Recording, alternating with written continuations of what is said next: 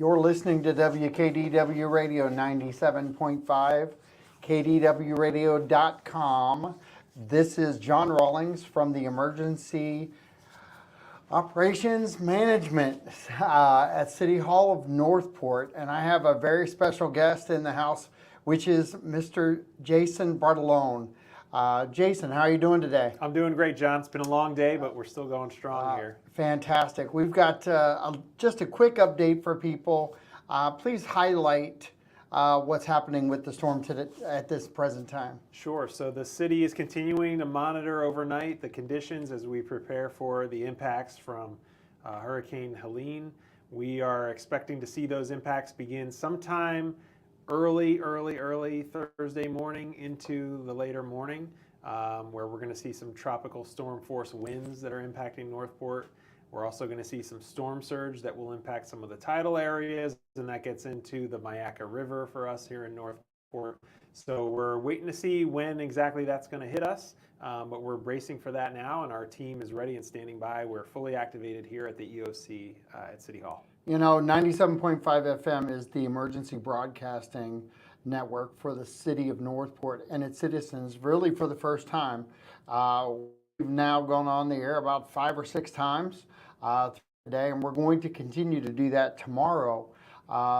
What would be your advice for people who are tuning in for the first time right now? So this is a great example of why we've been always encouraging people to follow the directions that come to you when there is a storm approaching. Sarasota County has called for a level A evacuation, and that impacts some of those areas here in Northport. If you're in a mobile home community, manufactured homes, if you're living right near the river, Myakka River, we are always encouraging people to follow those directions, listen closely to the advice and the warnings that come out from your local government, because we are going to see those impacts. And when we see those tropical storm force winds hit us tomorrow sometime, late tonight, early tomorrow morning, that's the time when the first responders cannot go out and help you. And so the police, the fire, the EMS, they're not going to be able to get to you. And if you haven't evacuated an area and all of a sudden are calling, needing help, needing a rescue, they are not going to be able to get there. We're not going to put their lives in danger, in jeopardy, because of the conditions that we're going to see. So it's really important. This is a really great reminder for people, and we've seen it time and time again. Some people just don't listen until it's too late, and then they are unfortunately left in this position where they can't be helped. So it's a great example where people can listen to the advice that's given out from your local government, from local officials, and really take them seriously. So we've got a lot of information streaming across the bottom. I was able to put those two pieces together that you emailed over. So we're scrolling across the bottom of this live stream, information that's very vital to the citizens of Northport. So if you're listening on the radio, get on Facebook at Real Talk Radio. You can go to KDW Radio, or you can go to the Facebook page of the City of Northport, and they will be posting this shortly after the video subsides. Along with that, what would you encourage people to do to find their information? So there's lots of ways that you can connect directly with us, and that's what we want to encourage people to do, to get the information right from the source. Come to the City of Northport on social media. We're on Facebook, we're on Nextdoor, we're on Neighbors by Ring. So those that have a Ring doorbell, you can get notifications. We're seeing a lot of interaction from people that way. We want to be wherever people are having conversations and wherever we can reach them. So not everybody's on social media, we realize that, but just about everybody's got one of these smartphone devices, and so you can get on the internet. northportfl.gov is our website. We have an alerts page set up where we have all the information coming out of the city as far as what's open, what's closed, what evacuation orders have been issued, and ways you can stay connected to us. Of course, there's the radio and the local media. We work with all our local media partners, sending them information so that they're keeping people and their viewers and readers up to date. And then we have text alerts too. You can send a text to 888-777 and send the word NP Strong, NP Strong. That'll allow you to sign up for our text alerts. So we're sending out those as well, sending alerts right to your phone. You can get alerts through email. You can sign up for our email subscription on the website, northportfl.gov. Lots of ways to stay connected and get information delivered right to you. And I have to commend you guys because I have those on my phone. And I was talking with you earlier, and I said it was amazing because I kept getting the updates. You guys are really doing a great job trying to really push information out to the citizens of Northport. I did pass along the Chuck Speak video about the canals. Let's talk about the canals here a little bit and give a quick update. Sure. This has been a hot topic in Northport, obviously with the flooding that we've experienced in the last couple years, even when we saw what Tropical Storm Debbie did a few weeks ago in Sarasota. There's been a lot of conversation out there in the community, and we've tried to address that as best we can to explain and educate people about how our stormwater system works. There was a great presentation given to the City Commission about a week ago. We've created a whole web page around that. So again, if you go to northportfl.gov/stormwater, you can see that full presentation. You can see the key takeaways where we explain how our canals work, how our waterways work, and the work that our team at Public Works does to prepare those waterways. And you mentioned the video by Chuck talking about some of the actions that our team has been taking for days and days in advance of a storm. It's not just when the hurricane is imminent. It's days out. We're looking at that forecast and seeing what are we going to be impacted by here in Northport. What are the levels in the creek? What are the levels to the north of us up in Myakka, where we're part of the watershed, and so we know that water is going to flow down through Northport. And we're preparing our stormwater system to make sure we have the capacity. And we do. Thankfully, we've been monitoring those levels, and we're not too concerned at this point, given the forecast that we're seeing. We're looking at the Myakka River. It looks like a low to moderate stage flooding, so we're not expecting to see really big impacts, thankfully. But we're always watching, always monitoring that, and taking the actions that we need to, moving that water across our city. We've got 104 square miles. We've got 80 plus miles of canals. Yeah. It's a very complex system, and those guys and ladies in Public Works are experts at how to manage that, how to move that water around to make sure we have enough capacity as much as we can when we know it's going to rain and we're going to get impacted. A couple of things we have to really take into consideration is that we have canals, but we also have wildlife within the canals. So there are some regulations that are set by the federal government, isn't there? Absolutely. This entire system is permitted, and it's permitted by state and federal authorities that guide us into what we can do and how we manage that system. We know it's an important part of the ecosystem here, and we know it's a part of our drinking water supply even. So we take it very seriously, and there's a lot of precautions that are taken to manage that properly according to the permitted use that we have. And people need to understand that. And again, that presentation that you can find online is really insightful. You can learn a lot about how the whole system works, why there's water in the swales, why it takes so long to go through there. And the answer is that's how it's designed to work. This is a system that all that water leads out into our waterways and into our bays. And so it cleans that water, it filters that water, it takes harmful chemicals and pollutants out of it. And it takes about 3 days to kind of make its way through that system so it can be cleaned. So there's a lot of information that we want people to know and learn about it, and what goes behind how the stormwater system works. You know, when you layer all of the different factors into our 80 miles of canals, there are a lot of people out there that think the canals should just be emptied out. That's why I brought up the wildlife within our canals. That's got to be managed not just on the extreme level, but also on how much you can push out. And those are the guidelines that we have to work within, isn't it? Absolutely. And you know, it is water, and there's only so many places it can go. And it takes time to move that water and manage it. And then when we have a rain system that impacts us and rain bands that come down on Northport and impact it, it takes time for that water to move and make its way through. And sometimes there's nowhere else for it to go.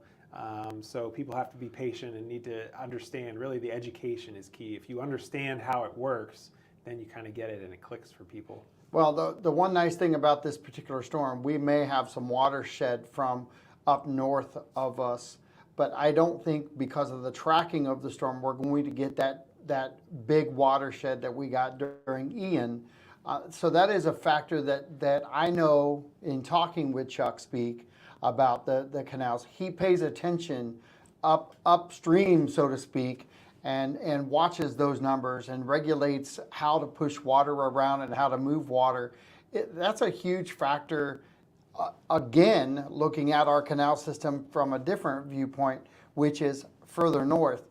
How does that all key into emergency management of a storm? Sure. So that's a key factor for us here in Northport. That is the way stormwater is managed. It's different in different communities. Different places, even here in Sarasota County, are part of a different watershed, and they have different concerns when they're looking at forecasts. But like you said, Chuck and Public Works, his team, they're monitoring those rain gauges way to the north of us and looking at what kind of water we're expecting to come here, and that's going to be days after. And so that's still a concern here with this storm. When they're talking about that storm surge, we're going to see those impacts even after the rain and the winds have moved out of Northport and moved north of us to the Panhandle. There's still that storm surge concern going into Friday. And so we're going to be watching that very carefully, obviously, and making adjustments if we need to. You know, one of the things I wanted to bring up, because we had such great feedback from our county level about our participation during their flood. We had great help from others when we had our flood. Are we already in talks or communications with our partner communities north of us when they need help? Or how does that work, and how do we play a role in helping them get back online? There's a very coordinated response to events like this. And so when we're activated here at the EOC, we're in constant communication with Sarasota County's EOC, which is monitoring and responding to this storm. And they're our partners. So, we have mutual aid between our agencies. We did that after Debbie, where some of the units from our Northport Police and our Public Works and Fire went up to Sarasota to respond and help them there. And if that's the case with this event, if we need to, our team will be ready to do that. They're staged now and ready to go to respond to the needs of Northport. As soon as we get the all clear here, assuming we don't have impacts that are going to take a lot of time and effort, those teams will be ready to help our partners to the north of us. So this is my first time in an EOC, and I took finally took my walk down the hallway and went into the command center. We've got Chief Titus and amongst others in there. Can you kind of highlight exactly what's going on in there right now, and why the citizens of Northport should be able to go to bed, relax a little bit, and realize that there's some really good folks in there doing their thing? Sure. There is a highly coordinated response to any emergency. And we have an emergency management team that trains for this. They specialize in this, and they drill it into the rest of us. We all take training, EOC training, FEMA training, to understand how the system is designed, the EOC system that we all fall under. And everybody has very specialized roles, and we all have roles maybe different from our day-to-day job. I'm lucky because I get to do communications, and I'm a communications guy day to day. But it's public information, and it's very specialized, the way that we respond and react and work with the incident commander who's in charge. It's different from our day-to-day normal mode, but everybody has a specialized role, whether that's working with logistics to making sure we have the right resources as a city, to make sure our finance and our procurement, we're getting the assistance that we need, getting the funding that we need to purchase items and resources that we need to keep the city up and running. So that's all very highly coordinated, and there's a lot of really talented people, really well-trained and educated people who've been through a lot of these before, leading the way. We're lucky to have a great emergency management team that's been through Hurricane Ian to the south of us, working in Lee County. Great experience from our leadership that has been here in Northport for many years, and so it's a collective team effort that's really specialized and highly trained and ready to respond to this event. Our city manager brags about 100 years worth of experience with our staff, and I think we're missing a couple in there because I think when you add a couple of the other staff members in there, we might be well over 200 years of experience on different topics. But that experience plays a key role in not only the preparation but also post-event. How does that work from a communication standpoint with you, in how you feel when you do a presentation out like this? Sure. So all the information I share, I rely on those experts to give me the information that needs to get out to the community. So communications, we're working hand in hand with the incident commander, with the operations section that's handling those responses out in the community. They're feeding me information that needs to get out to the community, and we're helping to get it out through avenues like this and through our social media and our website. I'm relying on the expertise of those subject matter experts that work for our city that are doing the job out there, and I have the privilege of being able to tell their story and highlight the good work that they're doing, whether it's in the EOC or out in the field, to really showcase what our employees are doing to serve the public and to give the public the critical information that they need about this storm so that they can stay safe and prepared. So, but quick before we get off the air, how do you want citizens, after the all clear is given to go out on the roads, to highlight? North Report app is a great asset to our team here in City Hall because it's a great tracking mechanism and a great communication tool back to the citizens. Do you suggest they utilize that? Absolutely. The North Report is the best and easiest way for you to get in touch with us with any kind of service request that you have or need, but especially after a storm. We had a huge spike of requests coming in after Hurricane Ian 2 years ago through the North Report app because there was so much damage out there, down signs and things that needed to be cleared. It's the best way to get that information directly to our crews that are going to be out there checking and looking into your requests. So absolutely use the North Report app. You can download it on your phone. You can find it in the Apple Store or in Google Play, or you can just use the desktop version.